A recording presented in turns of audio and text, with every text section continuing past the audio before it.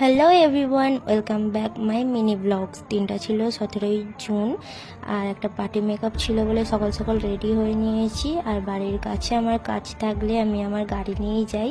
গাড়িতে সব ব্যাগপত্রগুলো গুছিয়ে নিয়েছিলাম, অনেক ব্যাগপত্র থাকে। আর মাকে বলেছিলাম যে আমার ভিডিওটা একটু করে দিতে, তাই মা আমার ভিডিওটা করে দিচ্ছিল। আর তাদের বাড়িতে গিয়ে দেখি যে যাকে আমি সাজাবো সে আমার বৌদি হয়, পিসিমণির বৌমা আর কি। তো সে এখনো রেডি হয়নি বলে এই যে বাচ্চাটাকে দেখছো এরই মুখে ভাতে সাজাতে গিয়েছিলাম আমি বৌদিকে। তো ও উঠে পড়েছিল তখন, আর কি মিষ্টি কি মিষ্টি। আর ওর নাম রিও। রিও বললেই ও খুব হাসে, অনেক হাসে, ও খুব মিষ্টি। সেই জন্য ওর সাথে একটু খেলা টেলা করছিলাম আর কি। তারপরে দেখলাম বৌদিও বসে পড়েছে, তো স্টার্ট করে দিই আমি মেকআপটা।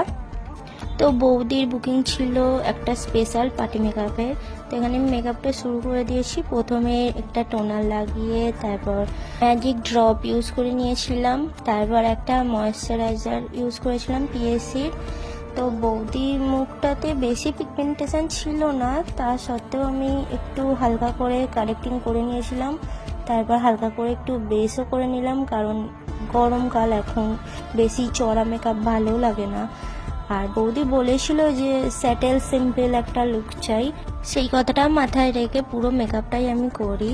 আর কথা বলতে বলতে দেখো মেকআপটা প্রায় পুরোটাই হয়ে এসেছে, বেস মেকআপটা। আর অফ ক্যামেরাতে আমি আই মেকআপটা করে নিয়েছিলাম। আর এই যে পার্টটা লিপস্টিক পরানো, এই পার্টটা আমার সব থেকে বেশি ফেভারিট এই মেকআপের মধ্যে। আর কালারটা বৌদির মুখে এত সুন্দর মানিয়েছিল যে কি বলবো।